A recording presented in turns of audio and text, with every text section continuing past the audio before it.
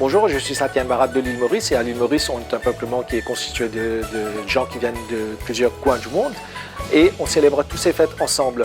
La fête du printemps, la fête du carême musulman, l'Eid al-Fitr, les fêtes religieuses hindoues comme le Mahashivratri, la grande nuit de Shiva ou le Diwali. Et on célèbre aussi tout plein d'autres fêtes et je vous invite à venir découvrir tout ça chez nous à l'île Maurice. Bonjour, je suis Abdallah Omar de l'Union des Comores. Chez nous, nous fêtons deux fêtes, surtout les fêtes de la Eid. Il y a la Eid al-Fitr qu'on fête après le Ramadan. Il y a la Eid al-Adha qu'on fête pendant la période du pèlerinage. Les pratiques sont presque les mêmes. On fait la prière le matin, après on rend visite aux familles, aux amis et aux proches. La seule différence c'est que la Eid al-Adha, on tue un animal pour faire le sacrifice d'Abraham. Donc pour l'autre là, il n'y a pas de sacrifice. Donc c'est à peu près la différence entre les deux fêtes musulmanes. Et ce n'est pas seulement pour nous les Comores, mais c'est pour tous les musulmans. Bonjour, je m'appelle Serge Ikaki, je suis journaliste au média à l'île Faso.net de Burkina Faso. Chez nous, il y a trois événements festifs à caractère religieux. Et je dirais la Tabaski pour les musulmans, le Ramadan aussi pour les musulmans et la fête de Noël pour nous les chrétiens.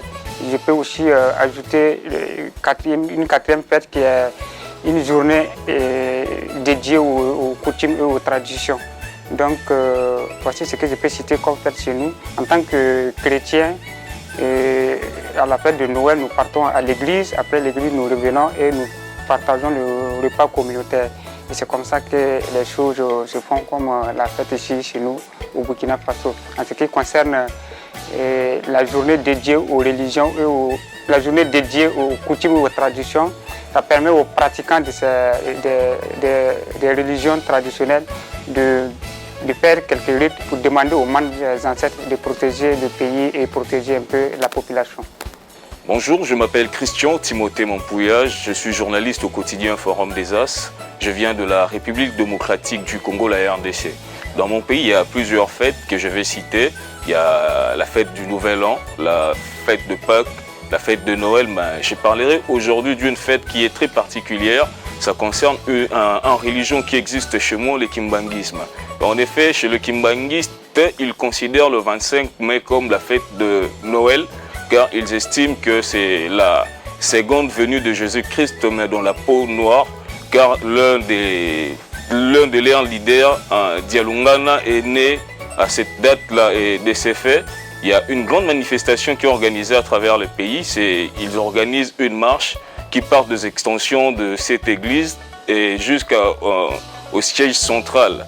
Et il y a des fanfares, des défilés de fanfares, de flûtes, et juste pour animer. Et cette fête est organisée, hormis Kinshasa, c'est à travers tout le pays. Bonjour, Christian Blondel-Abia, citoyen camerounais, journaliste universitaire. Je parle de la culture de ma nation qui est très diversifiée. Il y a justement plusieurs fêtes, plus de 200 par là.